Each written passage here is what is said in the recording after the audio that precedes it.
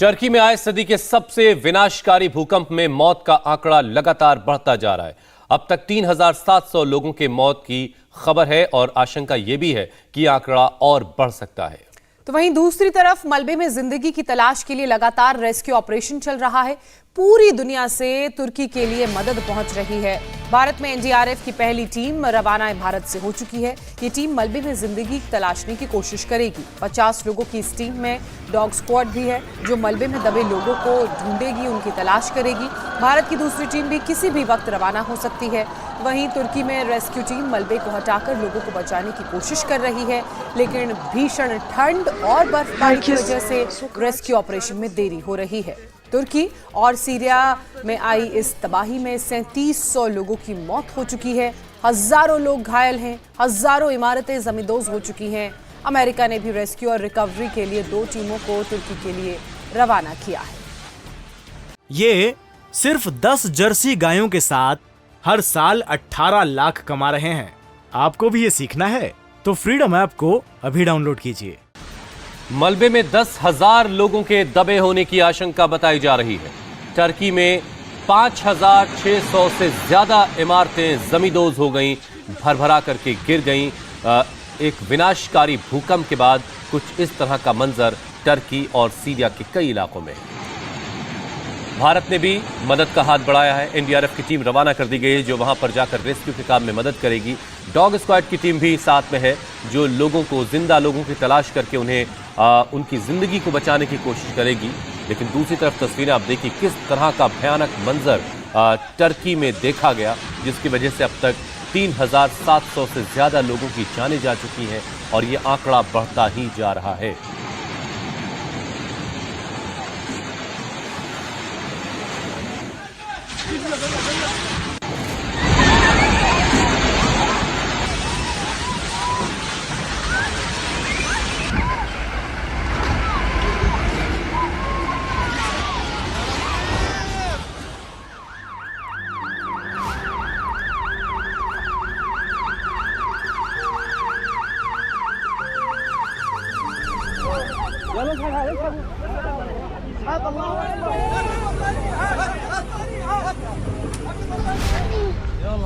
Turkey में जहां तक नजर जाती है हर तरफ तबाही ही तबाही नजर आ रही है। कहीं जमीन फट गई तो कहीं धुआं ही धुआं नजर आ रहा है।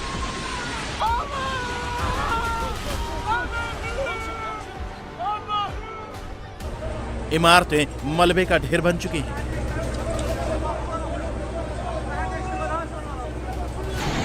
देखते ही देखते हजारों इमारतें ताश के पत्तों की तरह भर भरा कर गिर गई। एक के बाद एक इमारतें गिरने लगी।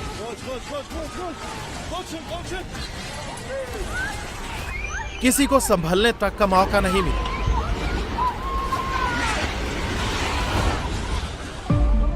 सैकड़ों जिंदगियां अभी भी इसमें दबी हुई हैं।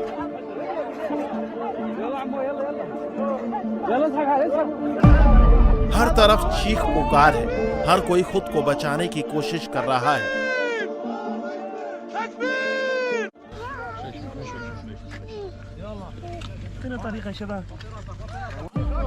ये मासूम बच्चा मलबे से बाहर निकला तो लोगों ने राहत की सांस ली। टर्की में भूकंप ने सदी की सबसे भीषण तबाही मचाई है। सैकड़ों नई पुरानी इमारतें ढह गई हैं। कमर्शियल कॉम्प्लेक्स, रेजिडेंशियल बिल्डिंग्स सब इसकी चपेट में हैं। टर्की में भूकंप की वजह से 3,000 से ज्यादा इमारतें मलबे का ढेर बन गई हैं। तुर्की के सबसे बड़े शहर में से एक दियारबाकिर में जगह जगह मलबा नजर आ रहा है। सैकड़ों साल पुराने किले सब इस जलजले की जद में आ गए हैं। भूकंप के एपिसेंटर गाजियाटेप में 2,500 साल पुराना रोमन साम्राज्य के दौर का एक किला भी तहस नहस हो गया।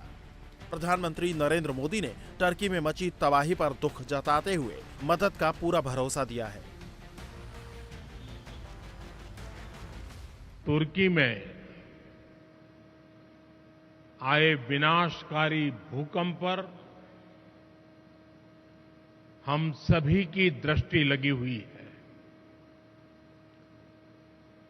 बहुत से लोगों की दुखद मृत्यु और बहुत नुकसान की खबरें हैं। तुर्की के आसपास के देशों में भी नुकसान की आशंका है। भारत के 140 करोड़ लोगों की संवेदनाएं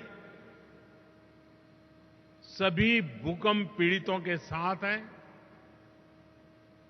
भारत भूकंप पीड़ितों की हर संभव मदद के लिए तत्पर है। टर्की में आए इस विनाशकारी भूकंप के बाद भारत इस आपदा की घड़ी में सबसे पहले मदद के लिए आगे आया है। भारत से 100 मेंबर की 2 एनडीआरएफ टीम रेस्क्यू के लिए जा रही हैं। साथ ही रेस्क्यू ऑपरेशन में एक्सपर्ट डॉग स्क्वाड भी टर्की जा रहा है। इसके अलावा हर जरूरत का सामान टर्की को भेजा जा रहा है। टर्की के अलावा सीरिया, लेबनान और इजराइल में भी भूकंप के झटके लगे हैं, लेकिन सबसे ज्यादा तबाही टर्की और सीरिया में हुई है। हजारों लोगों की मौत हो चुकी है।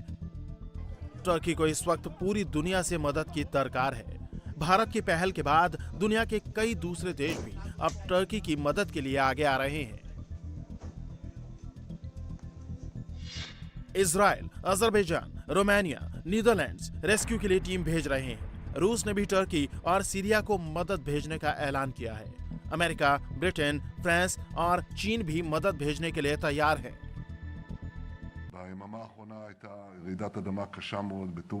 तुर्की में बेहद भयंकर भूकंप आया है।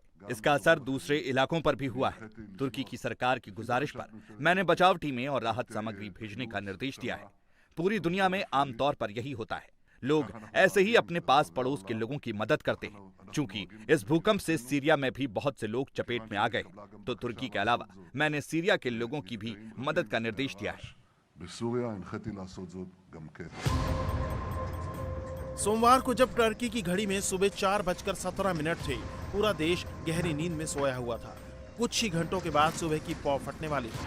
गहरी नींद में सोए लोगों को अंदाजा नहीं था कि एक भयानक जलजला उनकी जिंदगी बर्बाद कर देगा। लोग इससे पहले कि कुछ समझ पाते, कई इमारतें जमींदोज हो गई, जिंदगियां मलबे में दफन होने लगी।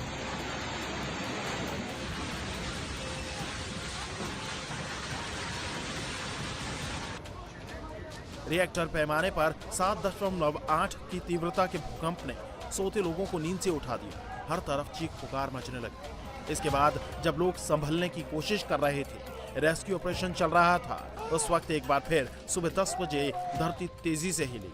इस बार भूकंप की तीव्रता 7.6 थी। दूसरे झटके में वो बिल्डिंग्स भी ढह गई जो पहले झटके में बच गई थी या आज ही टूटी थी। इसके ठीक 5 घंटे बाद एक बार फिर टर्की की धरती हिली। इस बार रिएक्टर स्केल पर तीव्रता 6 थी। टर्की में 12 घंटे के अंदर 3 बड़े भूकंप ने पूरे देश को मलबे में बदल दिया है। इसके अलावा टर्की में करीब 78 आफ्टर शॉक्स भी दर्ज किए गए हैं। इनकी तीव्रता 4 से 5 रही है।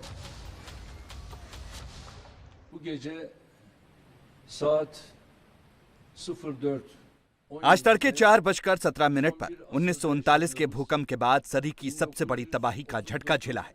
इस भूकंप का केंद्र पजारचिक में था और इसकी तीव्रता 7.8 थी। इसका असर बहुत बड़े इलाके पर महसूस किया गया। अब तक हमारे 1000 से ज्यादा नागरिकों की जान जा चुकी है और 5000 से ज्यादा लोग जख्मी हैं। हम अब तक करीब 3000 लोगों को मलबे से बाहर निकाल चुके हैं। Enkaz altından kurtarılan kişi sayısı Turkey में आई इस तबाही के बाद कई लोग मलबे के नीचे दबे हैं। लोगों को बचाने के लिए रेस्क्यू ऑपरेशन जारी है। कई इलाकों में इमरजेंसी लागू कर दी गई है। इस कहर से देश के 3 बड़े हवाई अड्डे पूरी तरह ठप हो गए हैं। राष्ट्रपति ने देश के 10 शहरों में इमरजेंसी और रेड अलर्ट जारी कर दिया है। बेहद कड़ाके की ठंड और बर्फबारी राहत बचाव कार्य में बड़ी रुकावट बन रही है। टर्की में इससे पहले 1939 में 7.8 की तीव्रता वाला भूकंप आया था, जिसमें 32,000 से ज्यादा लोग मारे गए थे। 1999 में टर्की के इज़मित में भूकंप आया था, जिसमें 17,000 से ज्यादा लोग मारे गए थे।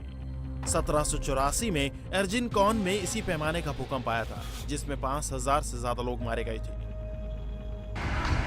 टर्की में आए भयंकर भूकंप का एपिसेंटर सीरिया बॉर्डर के काफी करीब था, इसलिए भूकंप से सीरिया में भी काफी तबाही हुई है। ये सीरिया के इतिहास का सबसे बड़ा भूकंप है।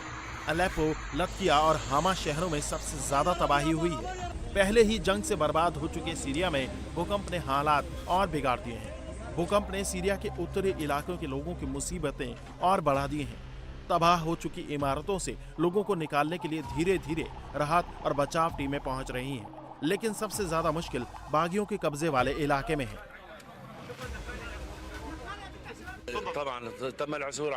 हम मलबे में दबे बहुत से लोगों को निकाल पाने में सफल रहे, लेकिन अभी भी बहुत से लोग मलबे के नीचे दबे हुए हैं। सिविल डिफेंस और दूसरी सरकारी एजेंसियां और यहां तक कि फौज भी हमारी मदद कर रही है।